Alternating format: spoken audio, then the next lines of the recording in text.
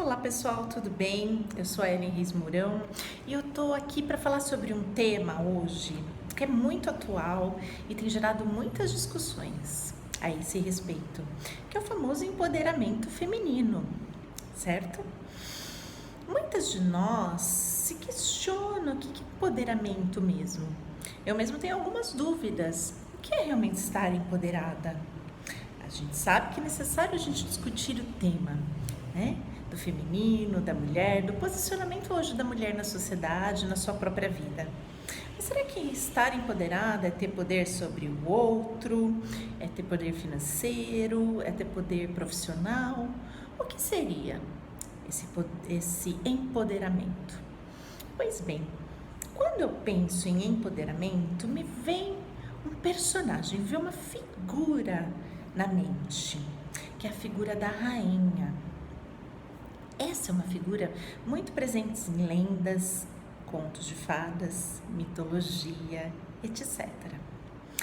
Nos contos de fadas, por exemplo, é muito como minto, mas muitos contos de fadas, a gente tem uma figura feminina, né, uma heroína que empreende uma jornada e ao final ou ela se casa com o príncipe, se torna rainha, ou ela mesma é uma princesa e acaba herdando o trono e se tornando rainha.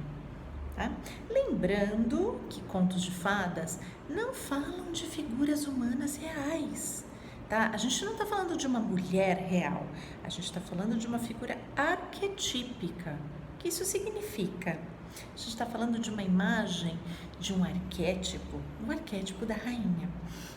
Arquétipo, vamos dizer assim, o arquétipo seria uma tendência a uma repetição de comportamentos inatos a toda a humanidade, tá? Então, assim, em qualquer lugar do mundo, em qualquer cultura, nós temos alguns arquétipos que levam as pessoas a se comportarem de formas semelhantes. E isso é muito forte. Por exemplo, as mães podem ter comportamentos semelhantes em qualquer lugar do mundo, tá? Claro que de uma forma pessoal, mas a gente vê ali uma basezinha semelhante a quase todas, tá? Voltando então para os contos de fadas, porque eu acredito que os contos de fadas, com essas imagens arquetípicas que falam de comportamento que são humanos, de forma simbólica, ele pode dar uma base para a gente entender o que significa esse empoderamento. Então vamos lá. Então a gente hoje, os contos mais famosos que a gente conhece, tem essa característica, né? Da heroína que empreende uma jornada e se torna rainha no final. Pois bem, vamos falar um pouquinho dessa figura da heroína, eu acho que é importante. Geralmente, a gente tem uma figura feminina como personagem principal de um conto. Para Jung, a figura feminina representa a alma, tá? Tanto em mulheres quanto nos homens, a alma humana, tá? Então, os contos de fadas falam de uma jornada da alma, né? Onde a alma humana vai empreender uma jornada, superando obstáculos, desafios e quase a morte, para chegar num determinado local, numa conquista, tá? Então, se a gente observar por esse viés, a rainha, chegar a ser rainha, a gente pode considerar como um estado da alma, tá? Onde a alma chega no estado rainha. E o que é rainha? A rainha é um ser da nobreza, ela é nobre, tá? Então seria a alma chegar a valores nobres, a alma ser enobrecida. A alma é muitas vezes retratada de forma feminina.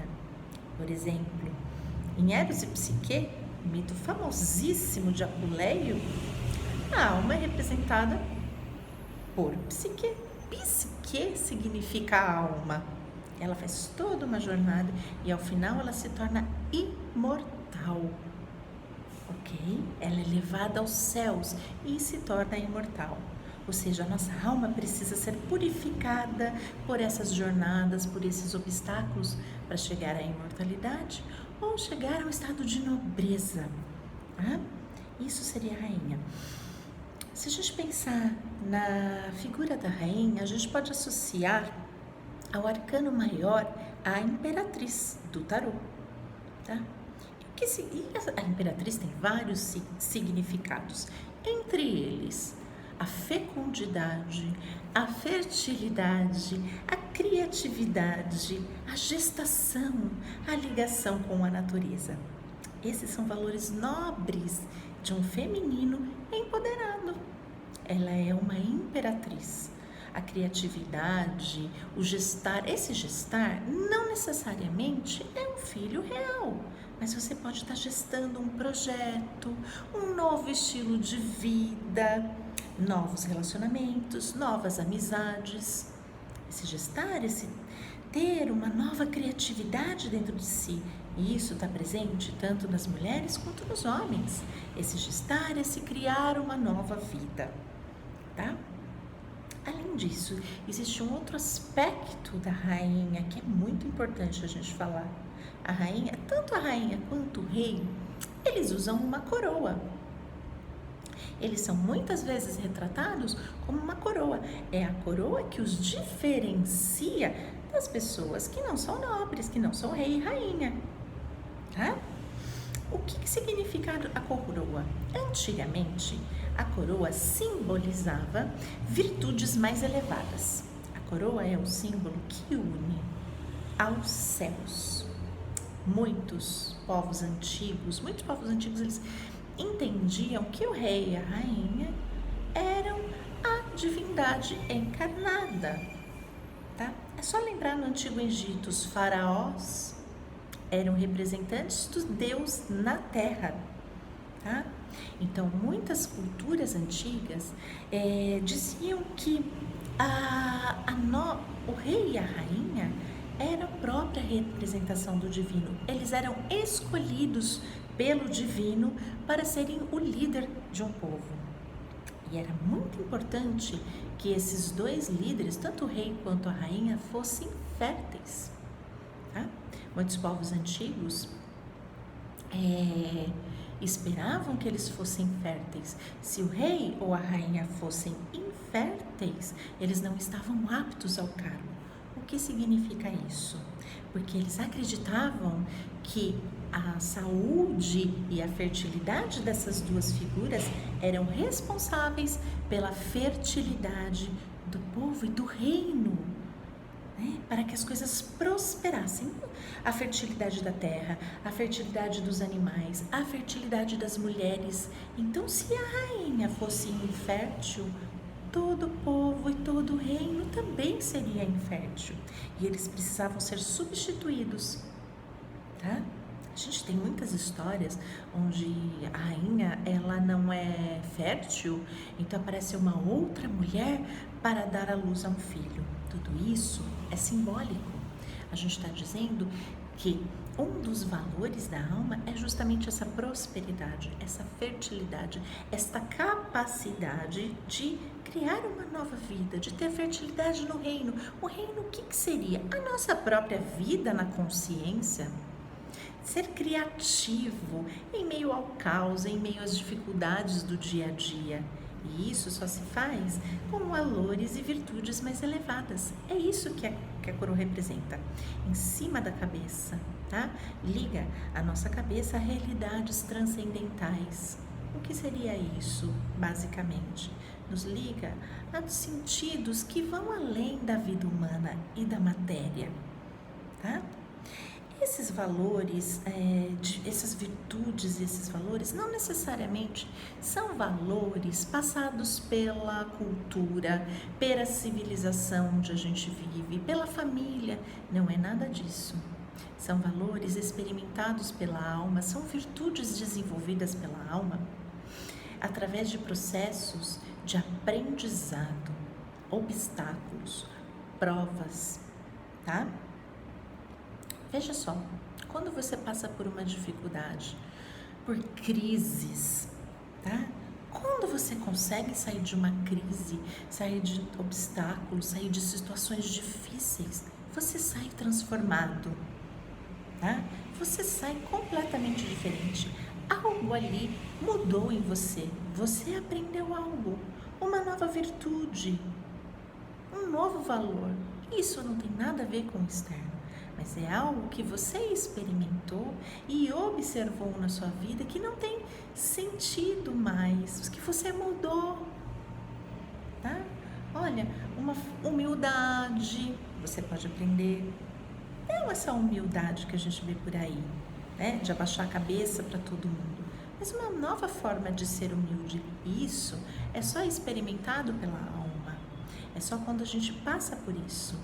Então, quando a gente observa a figura da rainha e dos governantes nos contos de fadas, seria justamente isso, atingir um novo patamar de consciência, onde a gente aprende através da experiência, não através do que os outros falam, mas através da experiência e das provas, novos valores, nobreza, mais nobres, né? Onde a gente acessa valores nobres da nossa alma, onde a gente muda hábitos que são, por exemplo, nocivos para o nosso corpo, nocivos para a nossa alma, para o nosso emocional, tá? A gente começa a acessar emoções mais nobres, mais dignas, deixa de lado aquelas que não são boas para nós. A gente pode mudar, inclusive, as relações, né? Mudar a forma como a gente se relaciona com as pessoas, sendo menos egoístas, né? Sendo um pouco mais abertos, mas isso a gente vê retratado nos contos de fadas, só acontece através dessa jornada, né? Muitas vezes a gente não quer passar por crises, é normal, todos nós temos, poxa, de novo crise, a gente tem que sofrer para aprender, pois é, tá? Se a gente entender que esses obstáculos, essas crises são para que a gente, não é porque a gente fez alguma coisa de errado, mas são para que a gente alcance um outro estágio de consciência, para que a gente aprenda novos valores, tenha novas virtudes, né? Fica mais fácil, a gente encontra um sentido para passar por tudo isso. E a alma aprende isso. Aí numa nova crise, em meio a outros obstáculos, você já aprendeu. Aprendeu que isso faz parte da sua jornada enquanto ser humano. Então, vamos lá, vamos finalizar isso aqui. Se a gente pegar a figura da rainha e falarmos de empoderamento, a gente não está falando do empoderamento que a gente vê externamente, né? De ter dinheiro, de ter carro, nada contra, né? Ter dinheiro, ter carro, ter casa, nada contra. Mas é muito mais do que isso, né? É o desenvolvimento da sua alma, de chegar a novas virtudes, né? De entender algo que é muito maior que a gente, uma espiritualização. Não no sentido pejorativo da palavra, tá? Mas é um enobrecimento e um empoderamento da alma. Você se tornar uma pessoa criativa, uma pessoa próspera em todos os sentidos. Espero que vocês tenham gostado desse vídeo, tá? Queria falar só um pouquinho dessa experiência que eu tenho através dos contos de fadas, de observar os contos, de observar essas figuras arquetípicas que tanto nos fascinam, né? Que tanto nos atraem, né? E que tem vamos dizer assim, uma verdade para nos falar. Até o próximo vídeo.